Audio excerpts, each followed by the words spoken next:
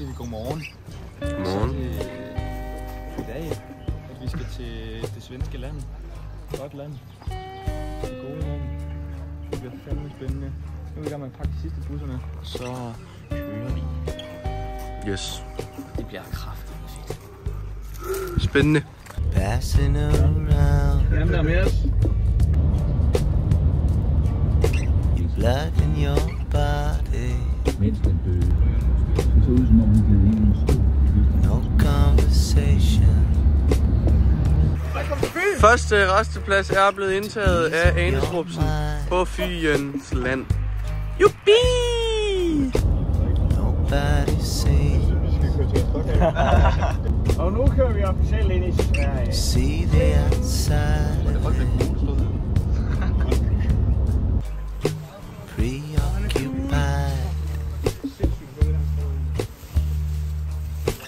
Nobody's hiding it. Preoccupied. Frokost til aftensmad. Nogle der grisser kan være lidt mere end de andre. Ja.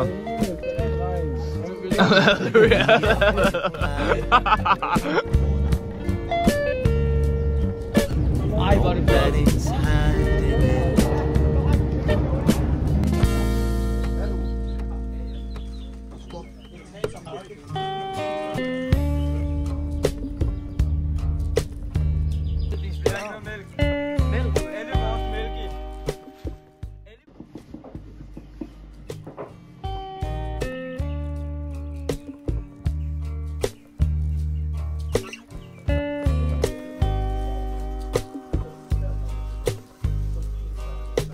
Open your mind. Filled it with bullshit. Så er vi kommet ud til kysten, og vi har aldrig set så gode forhold i vores liv. Altså, det ser fucking godt ud. Det er fuldstændig sindssygt. Det ser så fuldstændig hjernedødt ud. De store kløver her i baggrunden. Ja, det er efter 2003. Efter 2003 her. Det var faktisk meter. Hold kæft, det var stålblank her i solen. Ja, det er gudsmukt, mand. Hold kæft, hvor er det stort. Hvor er det fucking stort. Ja! Det kan der. Hvor er det stort. Så kom den der. Sådan gør vi. Helvede. Det er godt.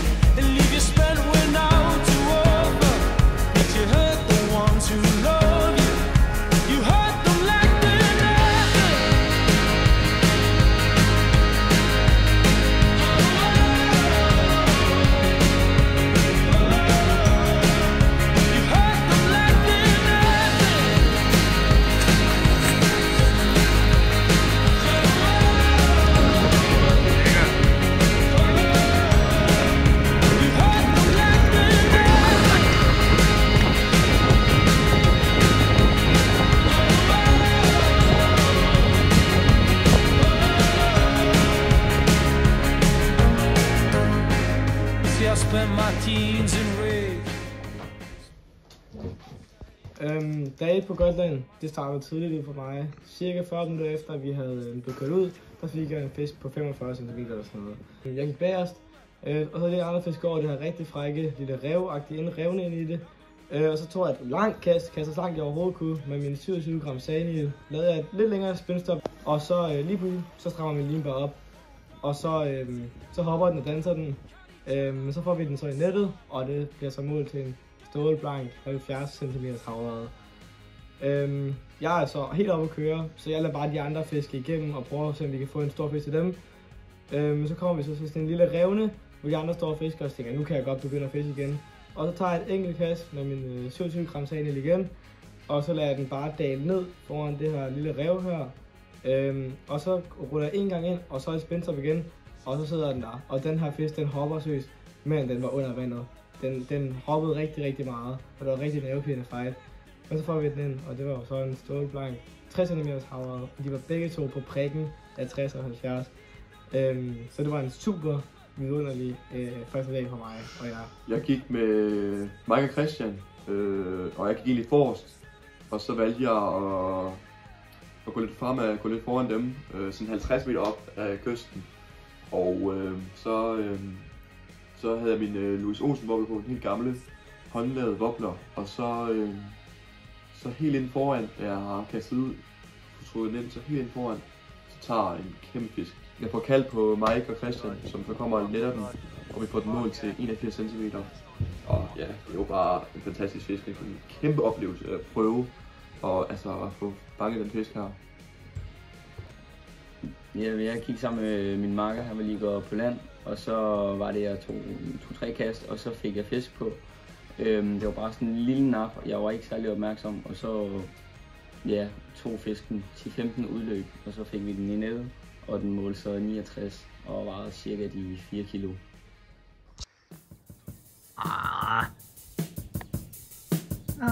Storlands guld.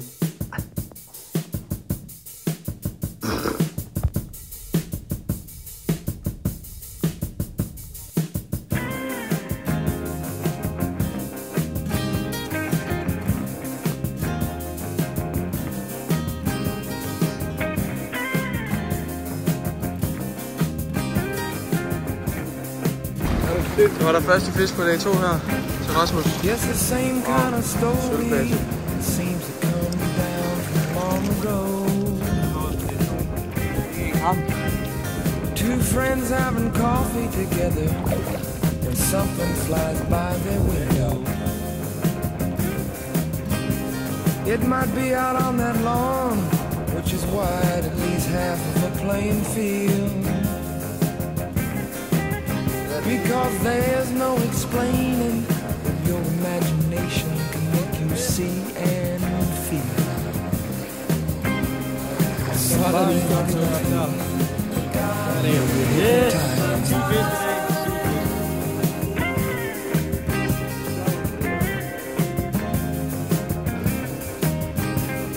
Now it's not a meaningless question to ask if they've been and gone.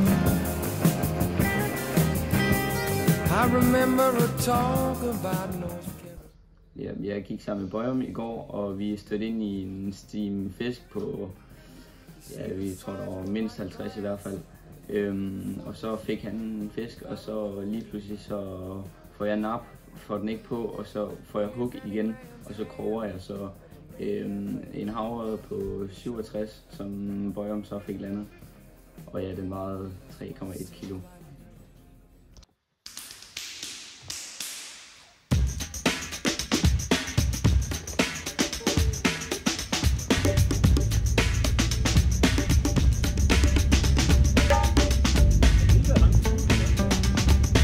Er det paringsdansen, der gør med dig? Alle barnerne.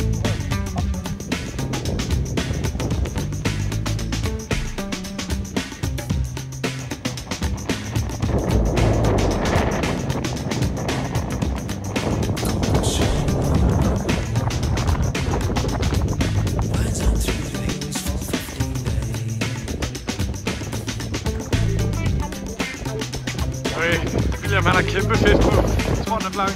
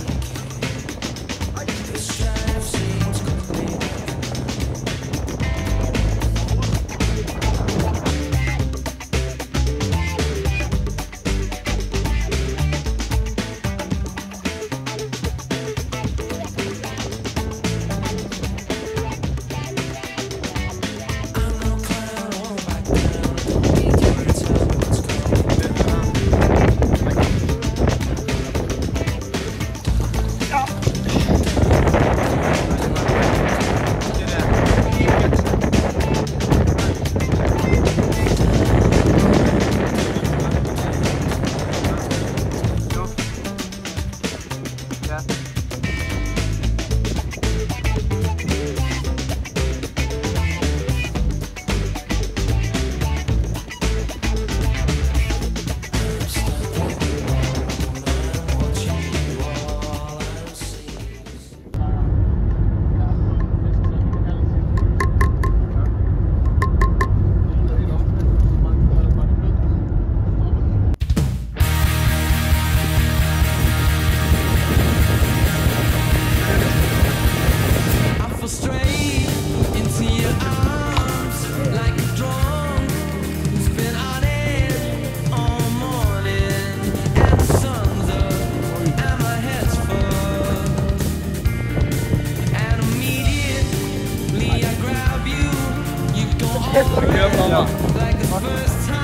Minutter efter den. Nu har jeg en god fisk på. Jeg tror, den er blank, den her.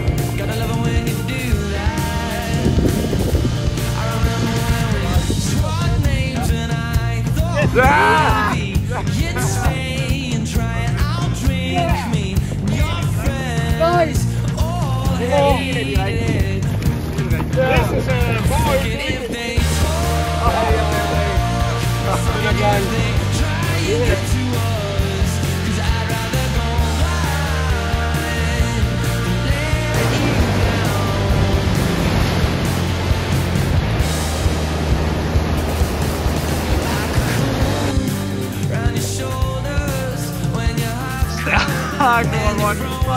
And you got that visible breathing. You're dependent on me again. I remember when we swapped names and I thought.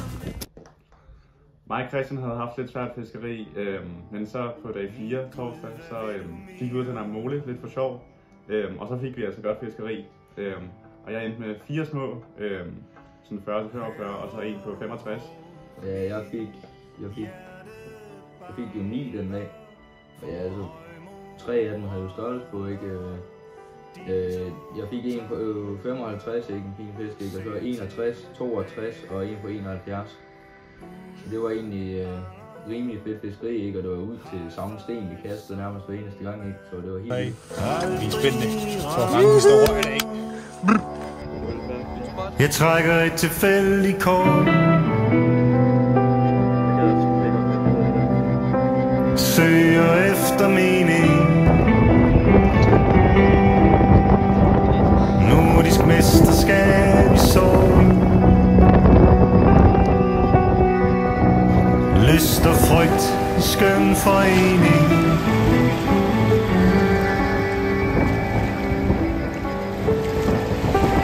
Hør hvor hårdt mit hjerte banker. For højmoraler, de to tanker. Jeg ser tilbage uden anger. High five som aldrig rammer. Jeg vidner bærer det fyldt, fyldt af skønne spildte kræfter. Og en betydelig mængde regn. Hvide katte løber over vejen. Lad den løbe langsomt ind i en drøm. Der ikke kun kan være min egen.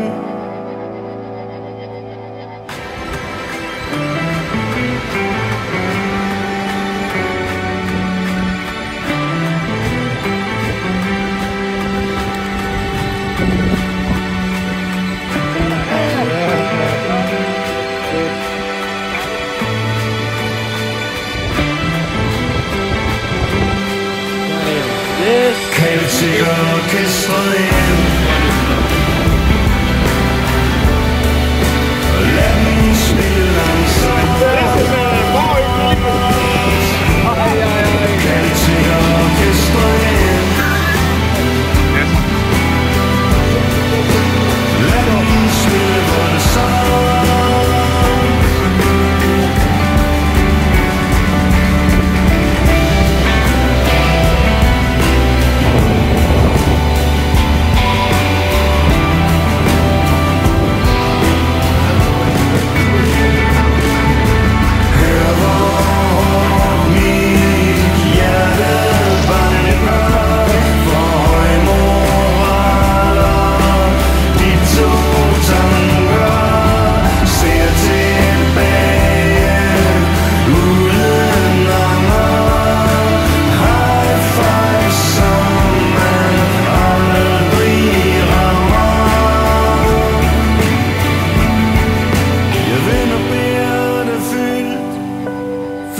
friskende spildte kræfter og en betydelig mængde regn. Hvide katte løber over vejen. Lad dem løbe langsomt ind i en drøm, der ikke kun kan være din egen.